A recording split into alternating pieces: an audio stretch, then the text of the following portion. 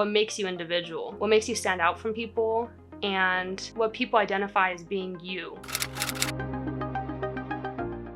Because I don't think that there's a definition for beauty. I don't think that there's one term that goes all for everyone or matches everyone or can describe everyone. I think it's individual and personal, and it means something different to everyone. And the best way to put it is that it's what makes you different, you know? It's what gives you the flair, you know? What people know you for and things of that nature. Society, like the pressures that society brought, made me think that beauty was supposed to look a certain way, and it was congruent upon everyone. But as I got older and, you know, came into situations and found myself a little bit more and got put into situations where I was uncomfortable, I had to learn that it's not congruent, and the things that make you different is what makes you beautiful.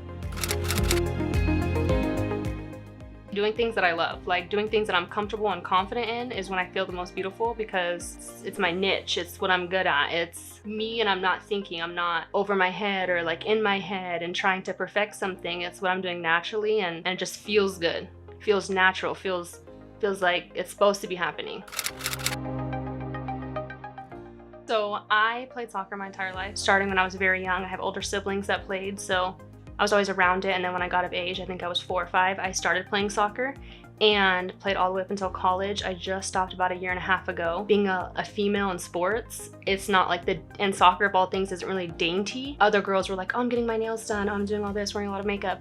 But like when you play soccer, like you're not getting your nails done, you're not wearing makeup, you're not doing all those things. From the beginning, I knew, like, you know, beauty was different. Like I wasn't gonna be beautiful in that sense, in that worldly sense. I think it also helped in the sense that it made me realize that I love doing these things, and that's what sets me apart, and that was the beauty in it. It was finding how the difference in what I thought beauty was made me me, made me Sarah, made me what people like to be around or like to hang around, things like that. Truthfully, in a very odd way, I feel very confident doing things that are new to me. Like putting myself in positions where I'm almost anxious or like I'm not sure what I'm really doing, because when I come out of that, I'm like, wow, that was easy. Like I lived through that, I did that, I'm proud of how I carried myself, things like that. Putting myself in uncomfortable situations tends to make me feel the most confident after all is said and done. No, that has just, I feel like I'm learning to appreciate that in adulthood. So when I was younger, I think I just felt confident doing the things I already knew. But as I got older, I realized that like that's kind of boring, just only doing things that you always know, and you have to put yourself in uncomfortable situations. Things that made me really nervous, I started to realize, wow, once it's all said and done, I can say, hey, like I did that. I was super scared, I was scared to go skydiving, and I did that, and now like I feel confident in it. I'm like, yo, I'll go again. Like I'll go skydiving again. When are we going? It definitely was a change into adulthood.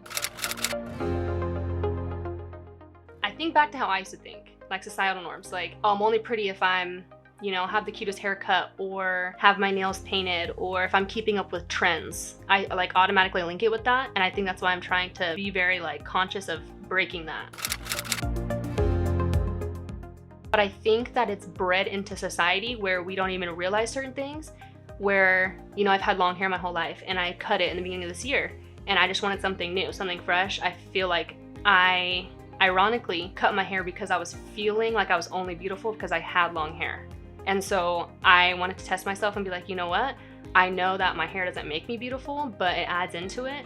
So if I cut it, like the only way to, in a sense, train my mind and or challenge myself is to cut it and see what comes from it. So I did, and I think initially it was a shock, but I love it. And I think I have a stronger sense of beauty now because I don't care what people say, and I don't care what people think of me. It's internal, and it's what makes me me.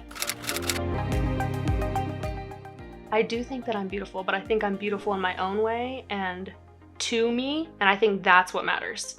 Not if someone else thinks I am, that I think that I am. The things that you feel the most uncomfortable about and the things that you stress the most, that is what makes you beautiful. Embrace it. Instead of fighting it and trying to fit the mold that someone else has, keep your mold.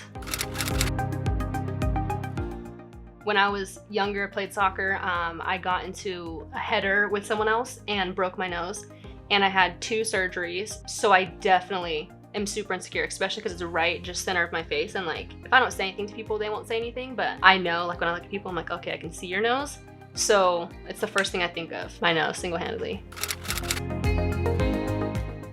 But I think it's because it was one of those things people say to me that are hurtful. I think I just almost automatically block out. You know, if you listen to those too hard, you know, and you dwell on it, you start thinking about it, it'll become a reality in your world and you'll start thinking like they're right. I think I would just tell them to be patient with themselves and to just enjoy the experience, because through enjoying the experience, you'll find the beauty in it, the beauty in yourself, the beauty in the journey, the beauty in life, things like that.